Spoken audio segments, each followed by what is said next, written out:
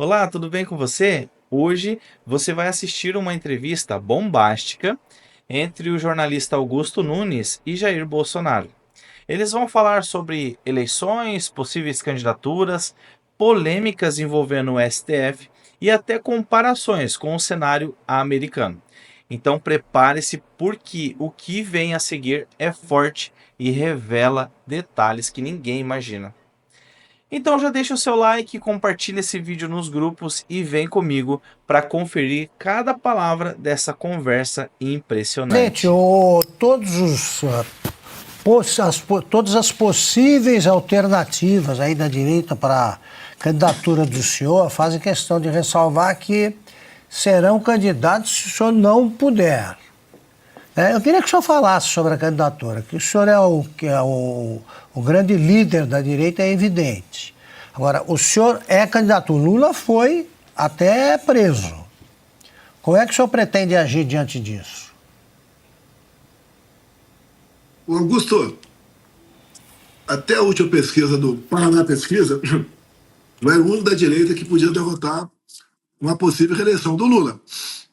Nessa última, botaram o nome da Michelle lá. Não estou fazendo algo voltado para a família, não é isso. Até a Michelle fala abertamente para mim, olha, me esqueça para a possível candidatura do Executivo. E eu a consegui convencer para vir candidata ao Senado pelo Distrito Federal, com o meu caro o Eduardo em São Paulo e o Flávio lá no Rio de Janeiro, que é a reeleição. Agora, que eu sempre digo, né? Eu aceitar a inelegibilidade passivamente, porque um burocrata resolveu me tirar fora, não sei qual motivo, né? A princípio ele me detesta. Ele me tem como ditador, quem diria, né? Ele me tem como ditador. Isso é negar a democracia, Augusto. Tá? Eu entendo dessa maneira. Eu, inclusive, converso com gente dos Estados Unidos, tem gente lá do segundo escalão do Trump que conversa, meu filho Eduardo conversa também.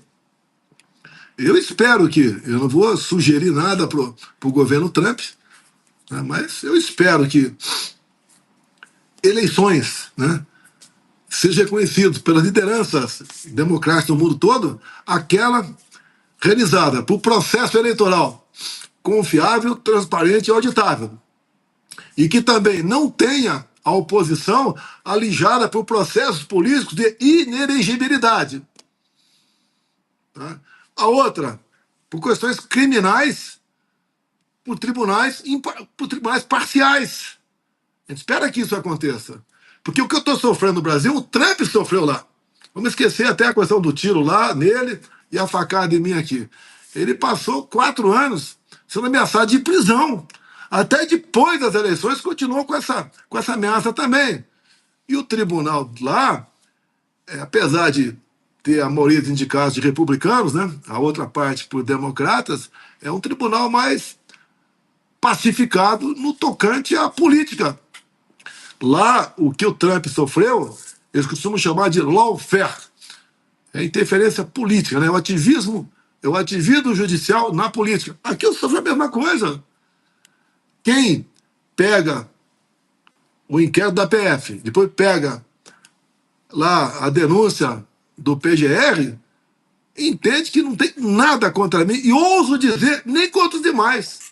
Se alguém teve lá agindo como maluco, escreveu lá uma besteira qualquer, isso não é crime. Golpe passaria por mim, ou então, não sei por quem. Pode ser alguém que tenha trabalhado na penumbra, até pode ser. Acho difícil. E golpe envolve movimentação das Forças Armadas, movimentação de empresários, até de gente de outros países, da imprensa, do parlamento, de setores do Poder Judiciário, da imprensa. Como nós vimos em 64, o que aconteceu? Tá lá a imprensa, apenas o jornal Última Hora não aceitava. Até o AB esteve do lado ali do que aconteceu. Tanto a história é deturpada de 64 que, se perguntar para um jovem aí quando é que trocou o governo do Brasil, no início de 64, ele não sabe, vai falar 31 de março. Não foi, foi dia 2 de abril.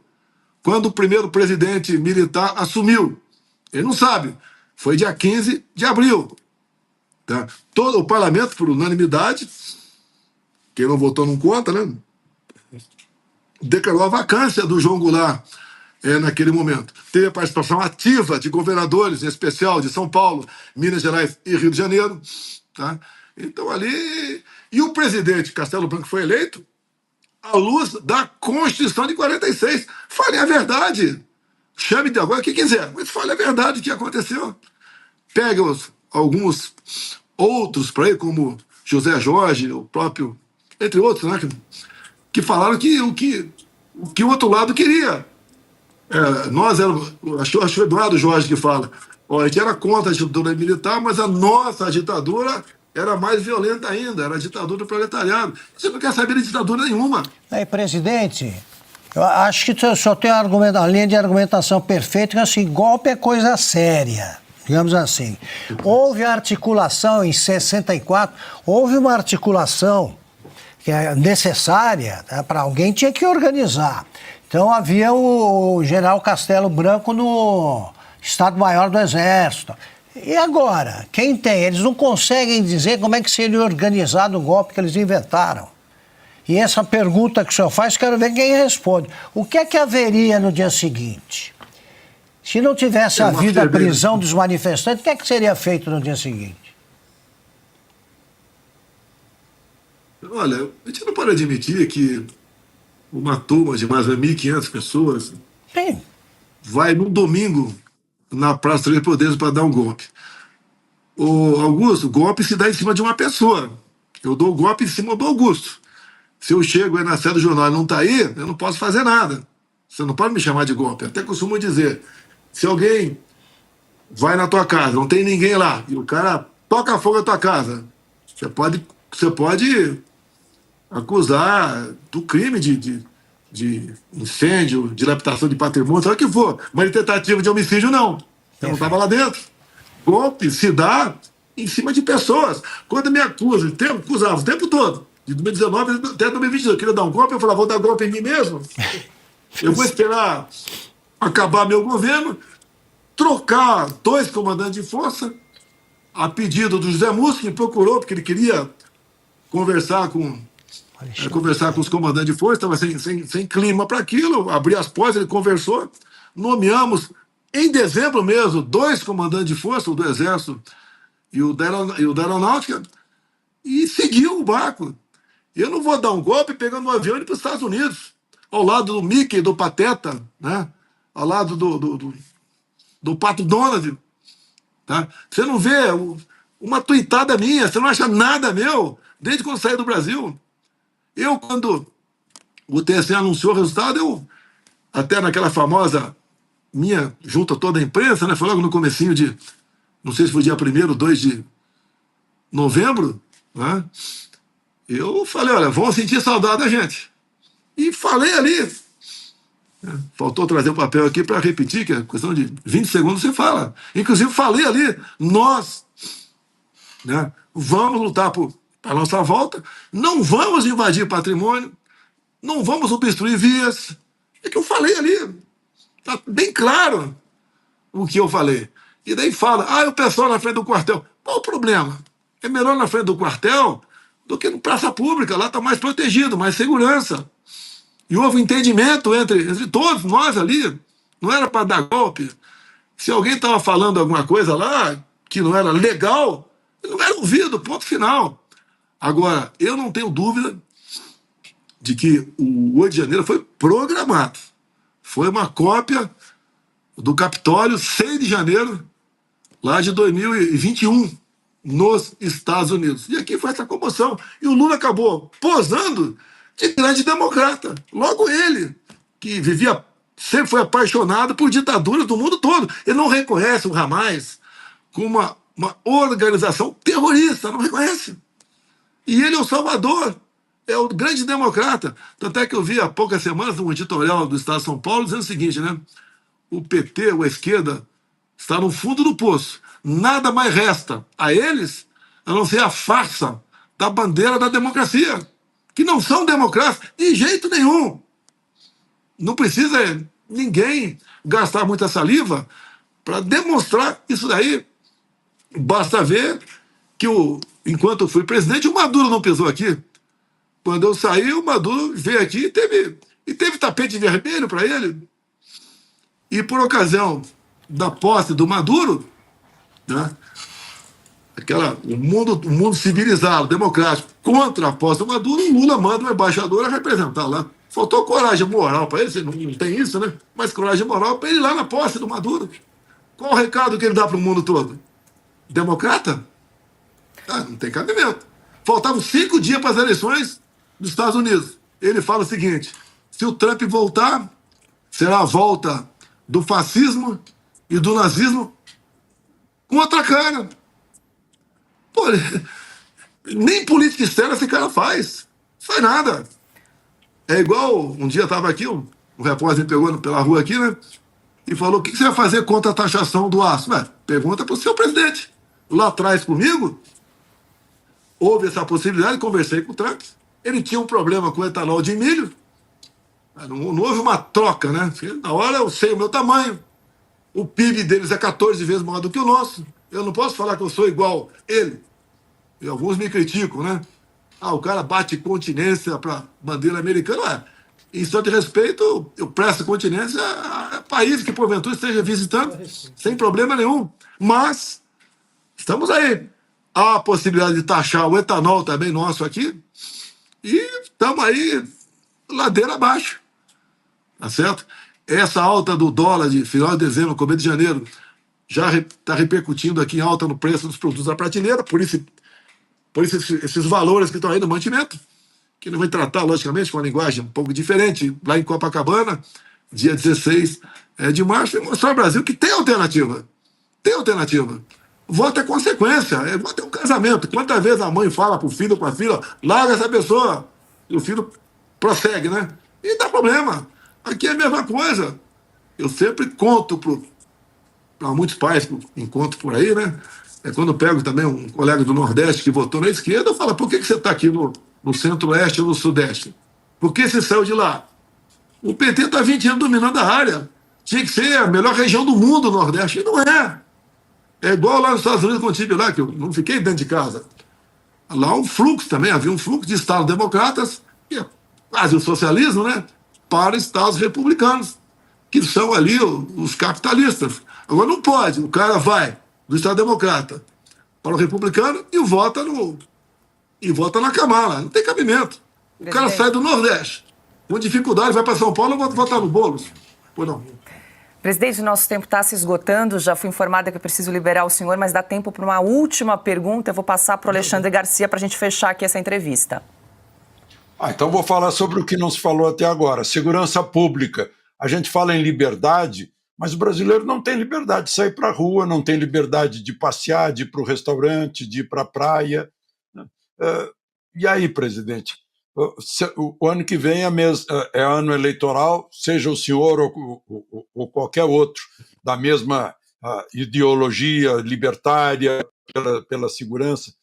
Qual é a expectativa de resolver esse problema de segurança pública no Brasil, que está cada vez pior? Alexandre Garcia, tu acredita se quiser. Se o povo me der 50% da Câmara e 50% do Senado, eu mudo o Brasil. Nós acabaremos com a audiência de custódia. Essa DPF, que proíbe a Polícia Militar do Rio de Janeiro agir, ela tem que ser revogada. Quem trata de segurança são os respectivos governadores. Eu tenho pena do Cláudio Castro, governador do Rio, que não pode agir de forma mais contundente, porque ele tem que respeitar uma decisão de um ministro do Supremo Tribunal Federal. Eu lembro daqueles filmes de antigamente, né, que a gente assistia no cinema. Tá lá, os bandidos assaltam um banco lá nos Estados Unidos, e daí eles fogem disparada, né, a cavalo para a fronteira do México. Chegou no México, tudo bem, não tem problema nenhum. Lá é a mesma coisa. Você faz uma besteira no Brasil ou no Rio de Janeiro e foge para dentro dessas comunidades, que você vai estar protegido por uma DPF de um ministro do Supremo Tribunal Federal. Então não tem como você combater a criminalidade dessa maneira. Eu acabo também, com a maioria da Câmara e do Senado, dentro das 4 linhas, eu acabo com a audiência de custódia. Agora, a violência você combate também, dando melhor condição de vida para a população. caiu em quase 30% o número de mortes por arma de fogo durante o meu governo. Por quê? Entre outras coisas, até o Pix que nós criamos, você não viu mais violência em caixa eletrônico. Tá? E diminuiu o número de assalto em pequeno comércio, que o cara movimentava o Pix ali, muitas vezes o comércio dele funcionava como banco. O cara dava um Pix, dava nota de R$50 para o cara e estava tudo resolvido. Nós demos exemplo em muita coisa. A nossa política de armas, né, CAC, entre outros, a facilidade de armas, ajudou a diminuir a violência no Brasil. Que ninguém vai assaltar um cara no campo, sabendo que ele é CAC e tem um fuzil. Não vai assaltar. Não vai fazer besteira. O MSC não funcionou comigo. E daí caiu o número de mortes em quase 30%, mas morreu menos mulheres, menos negros, menos gays, menos crianças. Foi por aí. E apesar de eu ter o meu governo com pelo menos uma ação do Supremo infernizando a minha vida, por questões que não tinham nada a ver com ação judicial, nada a ver com uma possível ação judicial. Eu, por exemplo, fui cobrado barbaramente sobre morte de Yanomamis, morre muito mais Yanomami agora do que no meu tempo, e está tudo bem.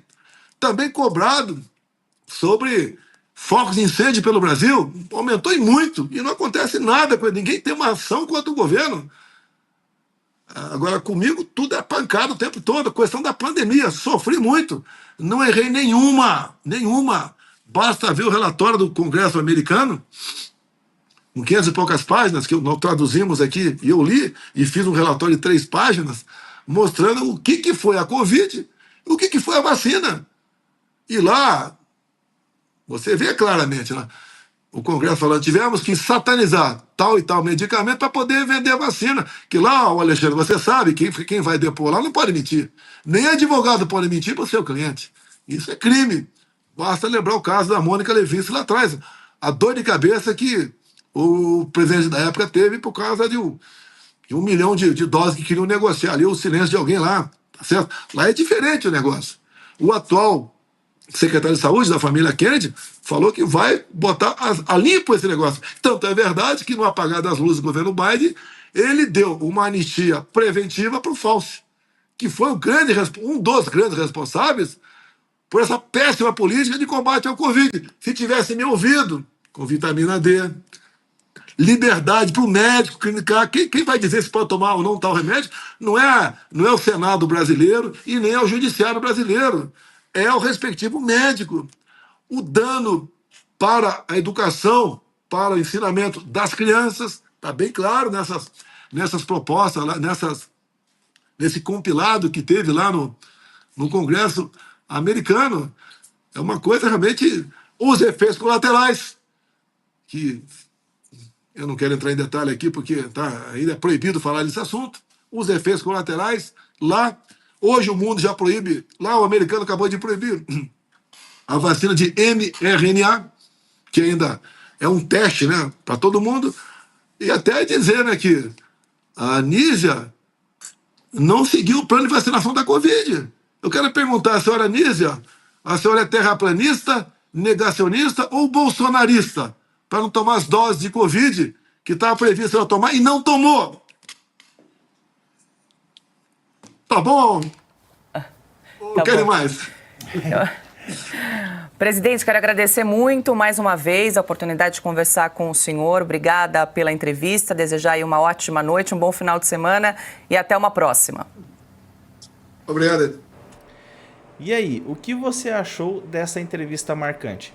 Ficou surpreso com as declarações sobre a disputa eleitoral e as críticas ao STF?